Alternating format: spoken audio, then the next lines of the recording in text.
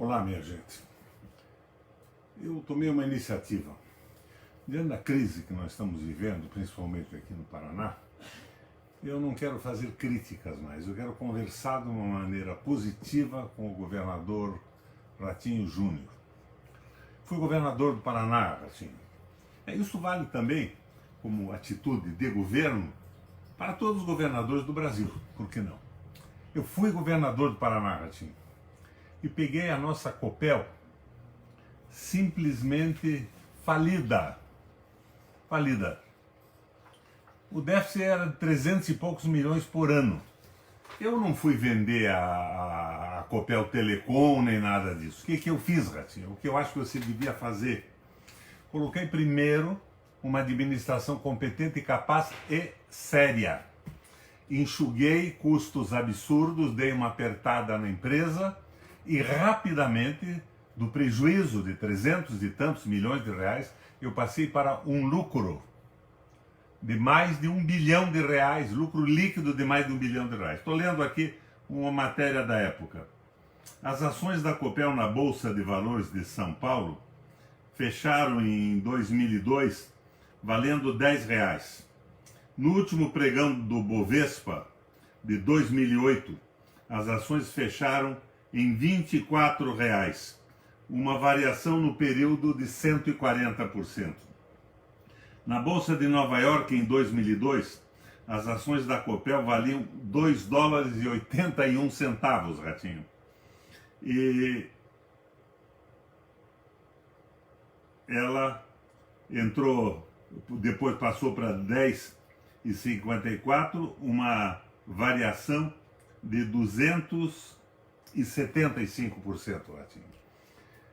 Eu botei a Copel para funcionar, acabei com essa história de vender, de não acreditar no povo do Paraná, nos outros administradores. Eu terminei a usina de Fundão, que tinha sido começada na usina de Jaime Lerner. Olha, Ratinho, quem montou a Copel não fui eu. Ela vem das mãos do Paulo Pimentel, que foi, à sua época, um grande governador do Paraná.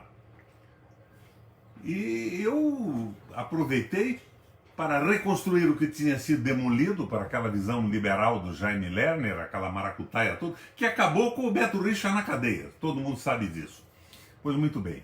Eu então fiz a usina de Mauá inteira, praticamente inteira. Eu aumentei a capacidade de funcionamento de energia do estado do Paraná. A Copel, quando eu assumi, tinha contratos com a Argentina, através do grupo do Gulim, esse Gulim dos Transportes Coletivos de Curitiba e de alguns outros grupos, em que se comprometia, por exemplo, da Argentina em comprar energia e pagar um preço rigorosamente absurdo, quando aqui no Brasil a energia estava custando 10% daquele valor. Mas o contrato obrigava que a Copel pagasse mesmo que não usasse energia. E pior de tudo, a Argentina também estava em crise. Então, se o Paraná precisasse da energia, a Argentina não teria para entregar.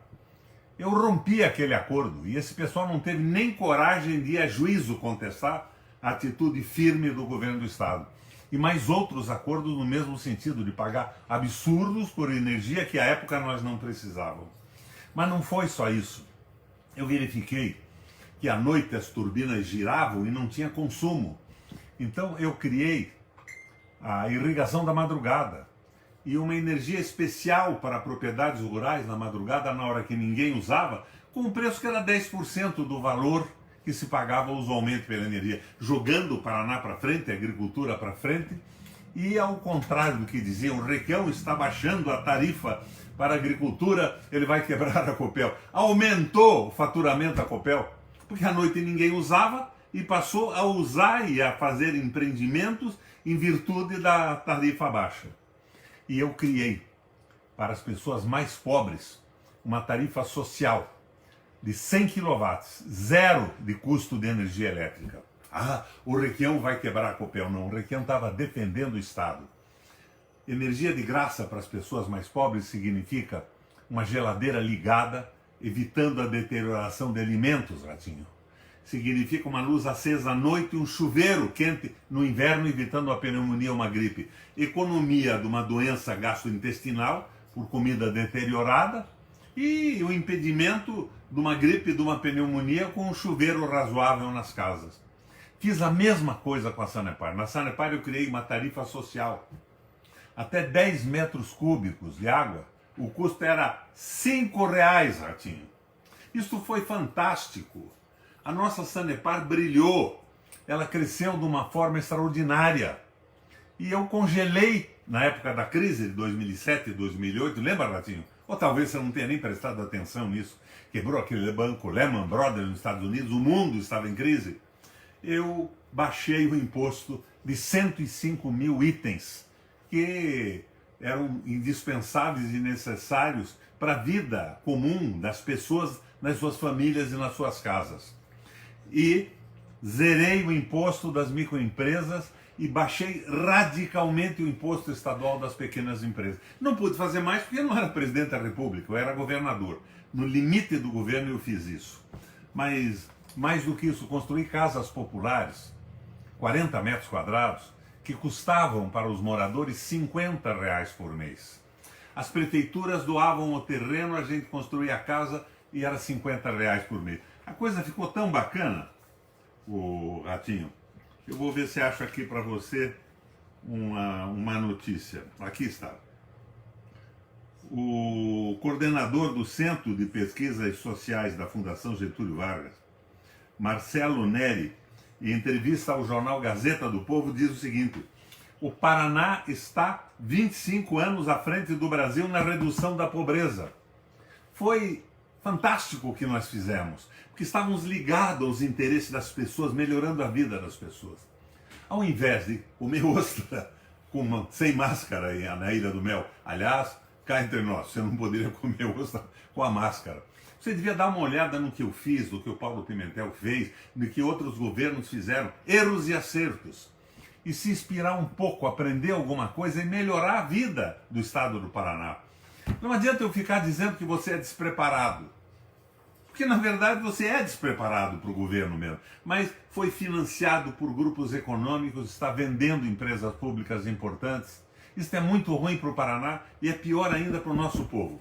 Eu vou passar, à medida das minhas possibilidades, todo dia a entrar aqui no Facebook e dar alguns conselhos, algumas ideias para você. Eu fui criativo no governo, eu me preparei para isso, eu estudei economia. Quando fui prefeito, eu fiz um curso da Fundação Getúlio Vargas de planejamento urbano, inovei na prefeitura de Curitiba. E eu estava, Ratinho, no governo do estado, com apoio de 84% da população. Essa minha eleição para o Senado agora foi um desastre, essa onda Bolsonaro, essa coisa toda, as infâmias, as mentiras, os famosos fake news, né? As mentiras contadas na televisão. E você sabe, porque você participou disso, né? Vocês tinham aquele centro de divulgação lá. Eu soube até que o Ouro Visto comprou dezenas de milhares de chips de telefone para me desmoralizar, mas não tem importância. Vocês ganharam a eleição e eu estou aqui torcendo pelo Paraná. Agora, conserta esse estado, porque de minha parte, com a minha experiência e a vontade que eu tenho de fazer política e de ver o Paraná melhorar, como aconteceu quando eu fui governador, me chamem que eu vou, te enfrento na próxima eleição. Um abraço, minha gente, e todo dia vou dizer alguma coisa por aqui, conselhos ao Ratinho. Valeu? Vai ser assim.